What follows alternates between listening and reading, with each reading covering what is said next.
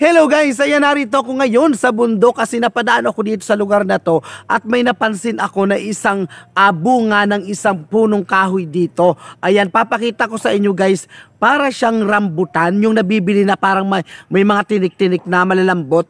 Siya yung ito siya talaga guys, makikita nyo ito, ipapakita ko sa inyo guys ang aktual. Ito, papakita ko sa inyo guys yung pinakang hinog nitong parang rambutan na to. Ito. Siya guys para talaga siyang rambutan, kukuha tayo dito ng isa. At papakita ko sa inyo guys. Para talaga siyang rambutan, yung nabibili na, yung parang isang ganito rin may tinik-tinik siya, na malambot. Yung rambutan, siguro naman guys, nakakain na kayo ng ganung rambutan.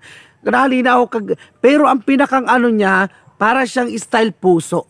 Ayan para siyang style puso. Kung titingnan mo siyang mabuti, mula yung hugis niya, para siyang puso, pero kung pagmamasdan mo rin naman, ay para siyang, kung sa biglang tingin, para siyang rambutan.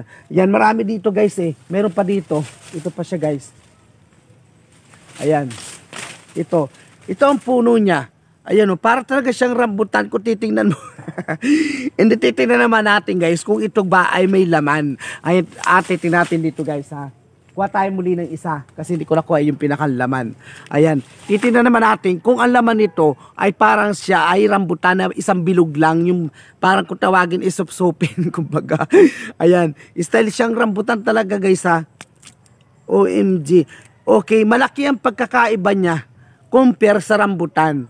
Kung yung rambutan guys ay isang bilog lamang, ito naman ay maliliit na buto. Ayan maliliit na buto ang pinakalaman niya. Ibang-iba siya doon sa pinakarambutan. Pero kapag pinagmasdan mo, yung pinakang hugis niya na ganito, is para talaga siyang rambutan guys. Walang pinag-iba. Ang ano na nga lang siya, kung titingnan mo rin naman siyang mabuti, ay para siyang style puso. Okay? Para siyang style puso talaga siya guys. Pero siya ay parang rambutan. Pero kapag inopen mo naman siya, ay maliliit naman ang mga buto niya. Napakaraming kabubuto na maliliit. Ayan, isa na namang puno ang ating pong natuklasan po dito sa kaahon ko ng bundok. Ayan, itong ganito. Ito parang hinog dito, itong ganitong kulay. Ayan, ito yung parang pinakahinog dito. Yung kulay na ganito guys.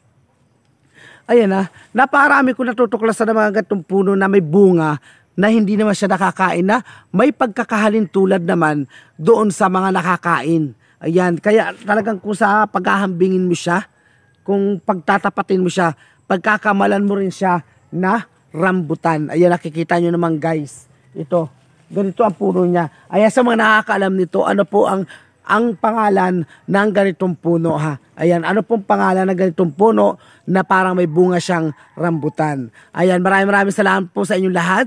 Magandang araw po. God bless.